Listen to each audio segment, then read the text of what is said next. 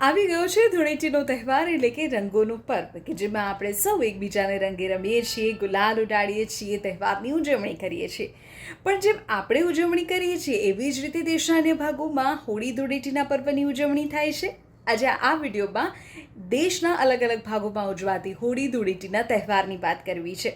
સૌથી પહેલાં તો આપણે એકબીજાને રંગે રમીએ અને હવે તો જો કે પાર્ટી પ્લોટ્સમાં મોટા મોટા આયોજન થાય છે, વોટર પાર્ક્સમાં આયોજન થાય છે અને લોકો મન મૂકીને રંગબેરંગી પાણીથી રમે છે, ગુબ્બારા એકબીજા પર ફુગ્ગા છોડે છે અને સૂકો કોરો રંગ પણ લગાડે છે. અલબત્ત દેશના અલગ અલગ ભાગોમાં અલગ અલગ રીતે હોળી ધૂળેટીની ઉજવણી થાય છે. સૌથી પહેલાં ઉત્તર પ્રદેશથી શરૂઆત કરીએ, કારણ કે ઉત્તર પ્રદેશની લઠમાર હોલી ખૂબ પ્રચલિત છે.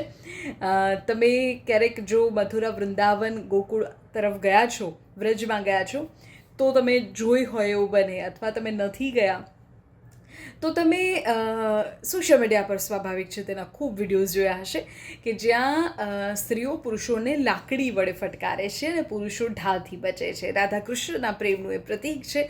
હવે તો દેશ વિદેશમાંથી મોટી સંખ્યામાં લોકો હોળીનો પર્વ કરવા માટે ઉત્તર પ્રદેશ, મથુરા, વૃંદાવન પહોંચે છે.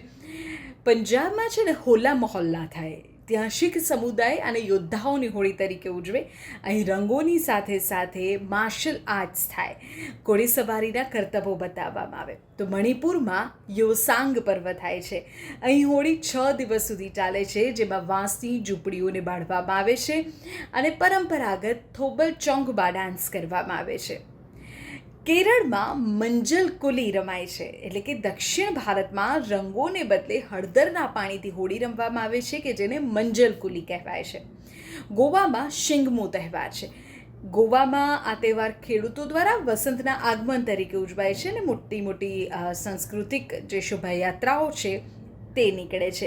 તો કંઈક આવી રીતે દેશના અલગ અલગ ભાગોમાં હોળી ધૂળેટીના પર્વની ઉજવણી થાય છે અને લોકો મન મૂકીને તહેવારની મજા માણે છે.